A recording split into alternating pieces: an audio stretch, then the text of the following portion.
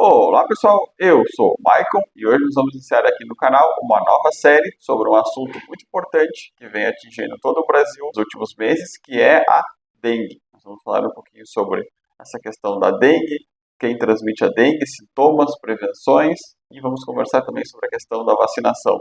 Então, bora pro vídeo! Bom pessoal, então a gente já todos os dias somos informados sobre diversos casos e óbitos que acontecem por causa da questão da dengue, né? Principalmente agora nessa época de final de verão, a gente tem picos maiores na região aqui onde eu resido, que é a região sul do Rio Grande do Sul. A gente tem um aumento mais significativo no número de casos agora. Esses meses finais do verão e início do outono, quando a gente tem uma prevalência maior desses focos aqui. Então a gente precisa primeiro entender quem é o vilão que a gente tem que combater, né? Então, o nosso principal vilão nesse momento é, então, o mosquito chamado Aedes aegypti, tá? Ele é um mosquitinho muito pequeno, né? Ele tem cerca de 1 centímetro de tamanho. Ele tem a particularidade dele ser preto com rajadinhos brancos, então ele é característico por causa disso. E a gente sabe que a prevalência dele para mordidas e picadas é principalmente na parte inicial da manhã e período final da tarde. Tá?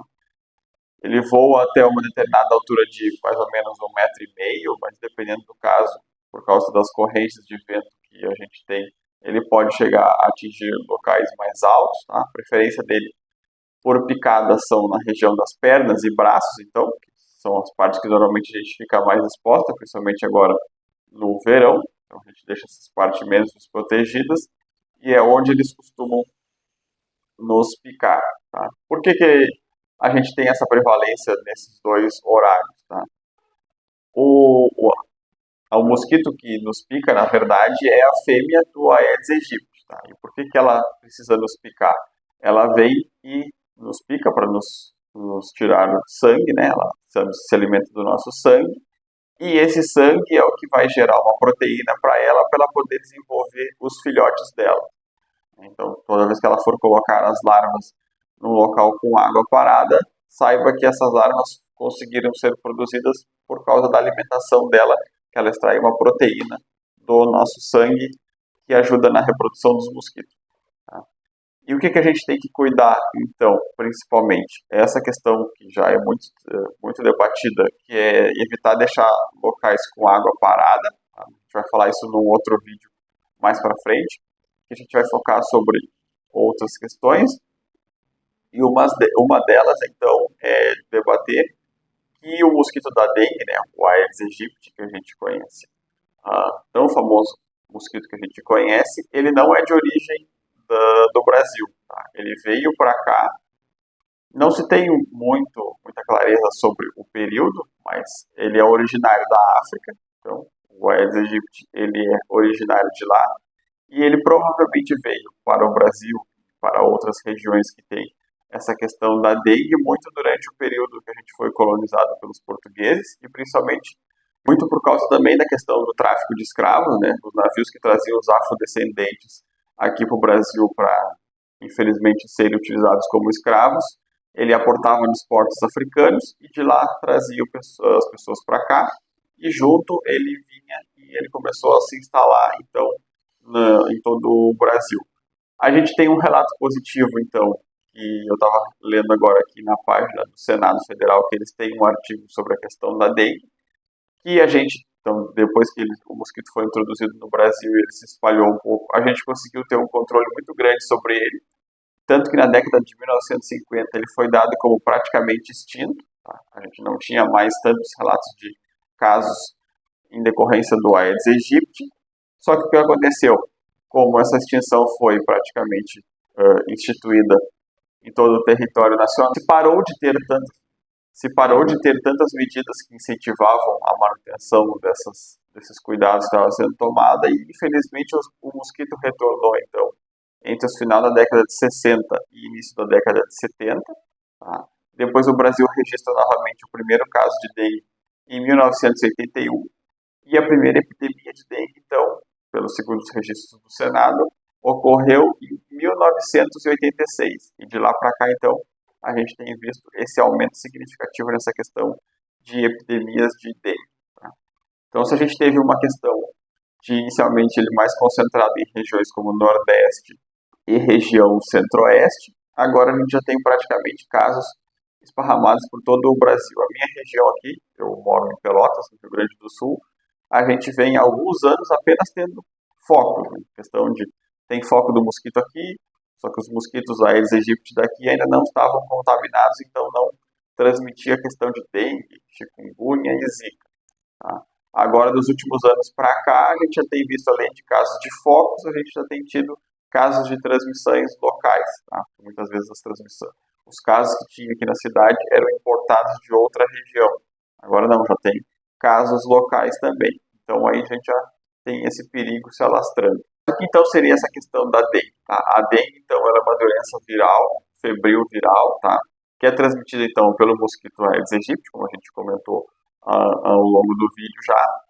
E o que acontece? Ele tem aqueles sintomas característicos de febre, dor no corpo, manchas avermelhadas e alguns outros sintomas. Tá? A questão do vírus, então, ele também não fica especificamente num tipo de dengue.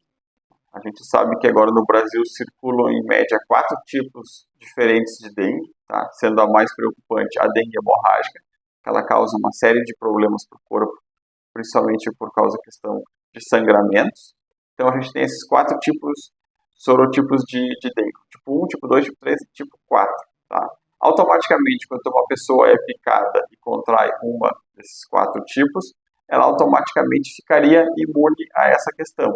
Só que o problema é que uma outra picada do mosquito do Aedes aegypti vai causar outro tipo de dengue. E normalmente as pessoas vão evoluindo nesses quadros do tipo 1, tipo 2, tipo 3 e tipo 4. Isso que causa a doença, uma questão muito mais de risco à saúde. Tá? Tanto que pessoas com o tipo 1 já vêm a falecer, né? Já vêm a óbito, e os tipo 2, 3 e 4 acabam sendo mais agressivos, que também podem ocasionar em problemas para a saúde da população. Além da dengue, então, a gente também tem que o mosquito Aedes aegypti, ele transmite outras 2 doenças, tá? Na verdade 3, que ele também tem a questão de febre amarela. Nas cidades ele também transmite a febre amarela, mas isso a gente fala num outro vídeo sobre a questão de febre amarela.